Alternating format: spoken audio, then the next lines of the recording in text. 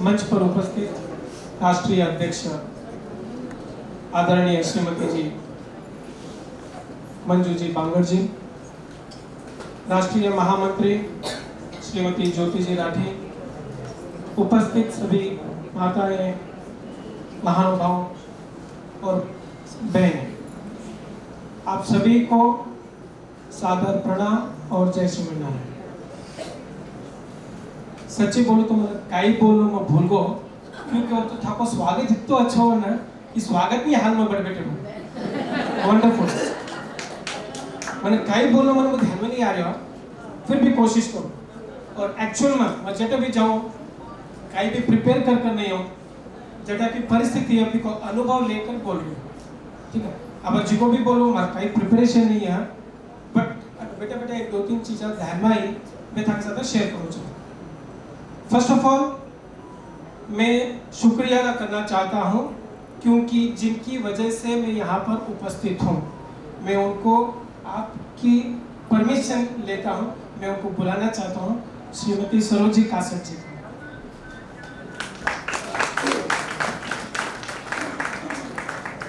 क्यों बोल रहा हूं बोलते हैं, कारणवश वो कुछ महीनों पहले इलकल में आए थे और इनको किसी ने कहा था कि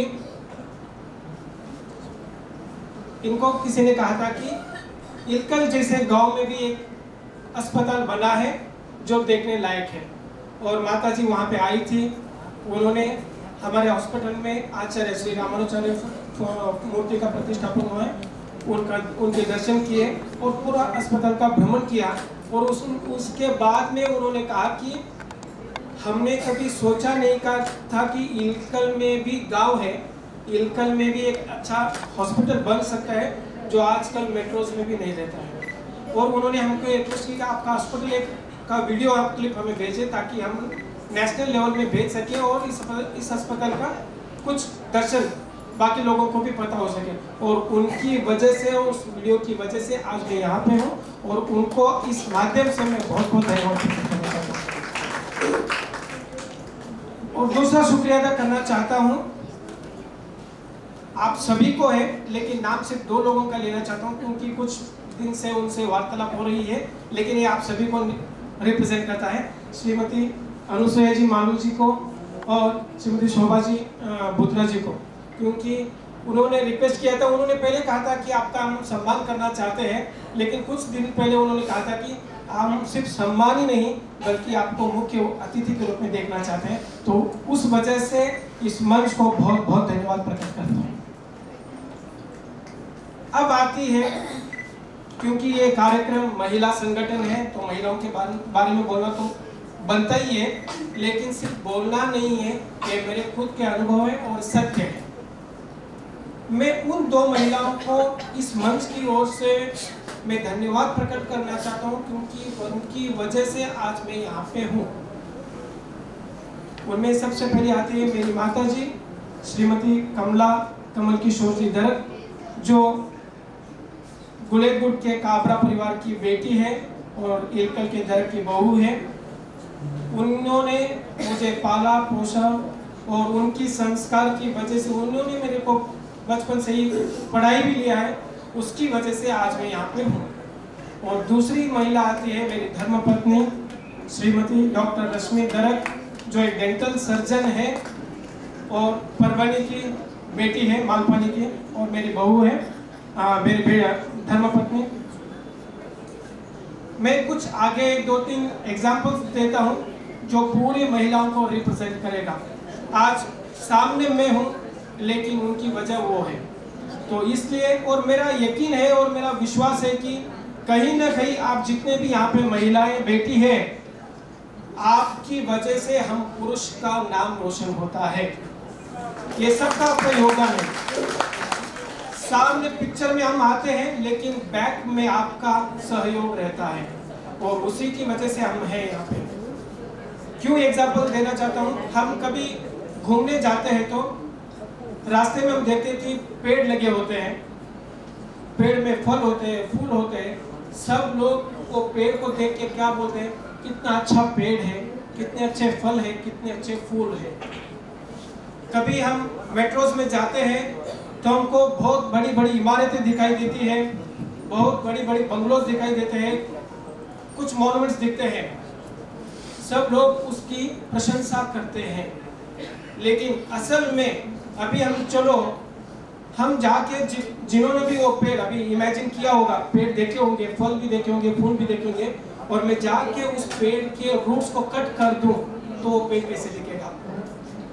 अगर इमारत में जाके मैं उनकी जो बैकबोन सलिया रहती है, आयरन रॉड्स रहते हैं, कुछ पिलर्स रहते हैं, उनको कट कर दूं तो आपको कैसे लगेगा? आप जो सोच रहे हैं हम क्या है, पुरुष वर्ग, पेड़ है, फल है, फूल है, मॉन्यूमेंट्स है, मंदिर है, सभी है, लेकिन आप महिलाएं क्या है? वो पेड़ के रूट्स हैं। आप महिलाएं क्या है? वो इमारतों को पिलर्स है। इसलिए आपकी वजह से हमें सुंदरता मिलती है और इसका मुख्य कारण आप ही हैं। इसलिए आप सबको बहुत बहुत धन्यवाद प्रकट करता हूँ। ये मैं इसलिए बोलता हूँ क्योंकि पिक्चर में हम लोग रहते हैं, लेकिन काम आपका ही होता है। अगर आप हमको सहयोग नहीं देंगे तो हमारा वजूद ही नहीं रहेगा। और ये सिर्फ वाक्य में नहीं है, जब हम साइंस भी देखते हैं तो जब बच्चा अंदर से पैदा होता है, जो अंडाणु तैयार होता है, तो पहले फीमेल ही रहता है, उसके बाद में मेल और फीमेल कन्वर्ट होता है। तो हर एक चीज में हम कहाँ पे भी जाएंगे ना, तो महिला का पात्र बहुत इम्पोर्टेंट है। और जहाँ हम आज ये आयोजन कर रहे हैं वो रामायण से जुड़ी हुई है, और उसी का एक एग्जाम्पल है। अगर नारी चाहती है तो एक संसार को उज्जवल भी बना सकती है, और अगर नारी चाहती है तो वो संसार का पतन भी हो सकता है। इसका सीधा एग्जाम्पल हम रामायण से ले सकते हैं। शूर्पणखा भी महिला थी, सीता भी महिला है, लेकिन दोनों में व्यत्यास बहुत है। शूर्पणखा की वजह से लंका का सर्वनाश हो गया, और सीता मैया की वजह से सिर्फ जनकपुरी ही नहीं बल्कि अयोध्या ही नहीं, पूरा देश ही नाम रोशन हो गया। तो इन महिलाओं को इस मंच की ओर से वापस मैं बहुत बहुत धन्यवाद प्रकट करता हूँ। ये तो कोई महिलाओं की बात, लेकिन एक डॉक्टर होने की वजह से कुछ 2-3 बातें मैं आपको अपने पर्सनल से जो अनुभव हुआ है वो आपसे व्यक्तिगत रूप से क्या बोलते हैं हम उसे प्रकट करता हूँ, क्योंकि ये समाज सुधारने के लिए बहुत आवश्यक है। बीइंग अ पीडियाट्रिशियन, मैं डिलीवरी कॉल पे जाता रहता हूँ। जब डिलीवरी होती है तो बच्चों का जन्म होता है, या तो मेल होगा या तो फीमेल होगा। जब बाहर हम लोग आके बोलते हैं कॉन्ग्रेचुलेशंस आपको बेटा हुआ है, कॉन्ग्रेचुलेशंस आपको बेटी हुई है, सामने 2-3 उनके अटेंडेंस रिलेटिव्स बैठे रहते हैं, ज़्यादातर महिलाएं आई रहती है, पुरुष वर्ग फाइनेंशियल एस्पेक्ट्स के इधर उधर घूमते रहते हैं।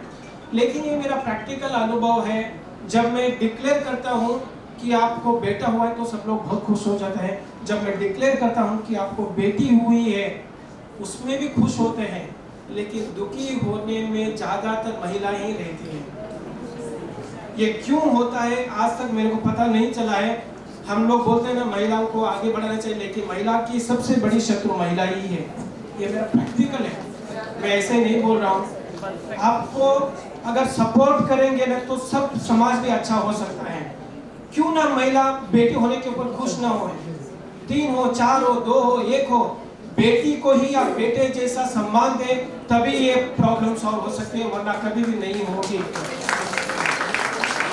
मैं रिक्वेस्ट करता हूँ इस मंच की ओर से, जो भी महिलाएं डिलीवरी के टाइम पे अपनी बहू के साथ जाती है, प्लीज प्लीज प्लीज डिलीवरी से पहले भी, जब बच्चा पेट में भी रहता है, उसके बाद में पूरा 9 महीना और डिलीवरी के टाइम पे भी कभी भी नेगेटिव थिंकिंग बहू के दिमाग में मत डालो। उसकी वजह से बहुत बैड रिजल्ट्स आते हैं।